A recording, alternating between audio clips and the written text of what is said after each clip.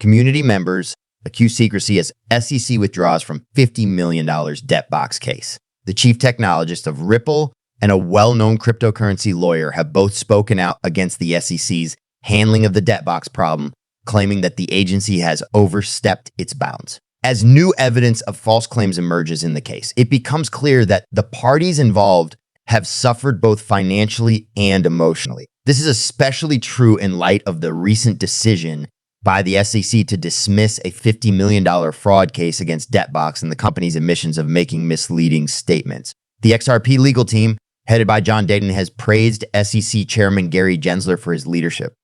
Honestly, I've never encountered a group that needed real leadership more than this one. Some people are upset about the recent move by the Securities and Exchange Commission to dismiss charges against Debtbox, which involves a $50 million amendment. In the Ripple dispute, federal courts, including Judge Torres, have accused the attorneys representing SEC of being hypocrites. This action has made lawyers wary of the SEC and its legal arguments, and it has tarnished the agency's reputation in later court decisions. When an appeals court ruled that the SEC's rejection of a spot Bitcoin exchange-traded fund was capricious, it left Deaton perplexed. Simultaneously, the corrupt attorneys were convicted. He said the SEC was trying to shield them from responsibility by covering up their mistakes. Deaton suggested a rule that would increase the judicial drama by excluding attractive attorneys from participating in cases presided over by the judge. The head of Ripple's legal department reveals problems with Coinbase versus SEC, where the Securities and Exchange Commission's abrupt strategy shifts have prompted prominent lawyers like Jeremy Hogan and Bill Morgan to voice their concerns. They brought up the fact that the agency was determined to pursue a major fraud case, but then backtracked when faced with the prospect of negative outcomes. A number of XRP lawyers have expressed their displeasure, and rumors have circulated that the SEC is playing courtroom games. Paul Grewal, Coinbase's chief legal officer, joined the chorus of those criticizing the SEC for creating trouble before trying to get out of it.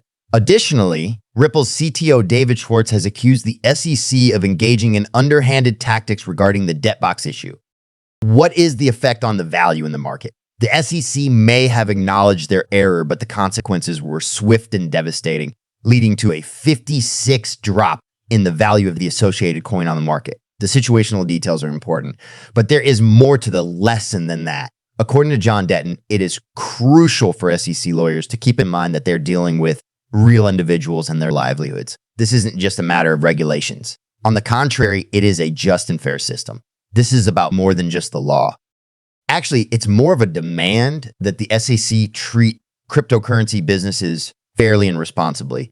People are keeping tabs and are calling for more than just legal action to ensure justice and fairness. John Deaton and other XRP supporting attorneys have spoken out against Gary Gensler, the head of the U.S. Securities and Exchange Commission.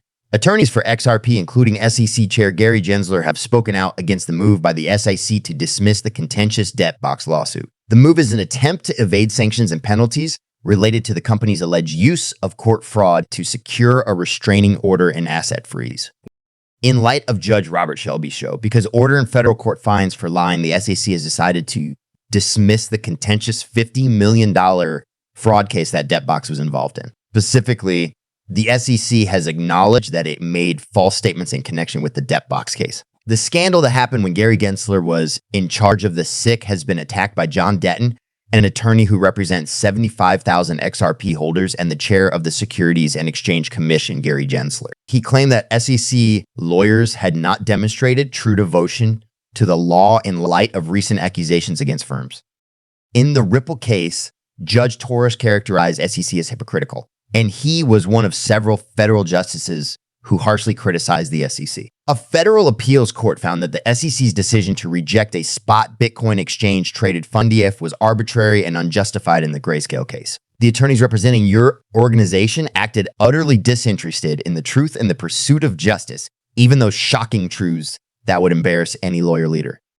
Also, as Deaton pointed out, you're attempting to evade the law while shielding your dishonest lawyers from consequences. Other lawyers like Jeremy Hogan and Bill Morgan criticized the SEC's method in the case. They said the SEC had opted to dismiss the case to avoid embarrassment and penalties after claiming a multi-million-dollar fraud had been perpetrated against Americans. In light of the findings, the SEC has levied baseless charges against Coinbase, Binance, and Ripple, among others. Yet some XRP lawyers feel the SEC is trying to deceive the courts by claiming authority over the whole cryptocurrency market. After he caused harm to the firms and asked to be terminated without prejudice, Paul Grewal, the Coinbase clove for the embarrassment, blamed the Securities and Exchange Commission and its lawyers for abandoning a complaint. One of Ripple's chief technologists, David Schwartz, has previously raised concerns about the SEC's unlawful behavior in the debt box case. He said the SEC should be ashamed for its dishonesty in getting before the other side could argue. Two well-known cryptocurrency experts have found patterns that lend credence to the idea that XRP's price will skyrocket, just like the one that captivated investors 5 years ago. A symmetrical triangle breakout, which might happen soon, might signal a probable return. After a long period of consolidation during which the token underperformed significantly, new study highlights historical price patterns and momentum indicators that are becoming optimistic for the token despite its current struggles.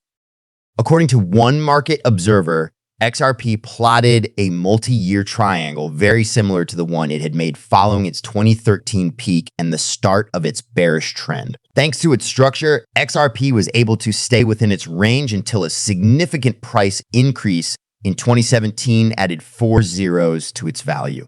On Wednesday, XRP will close for the month.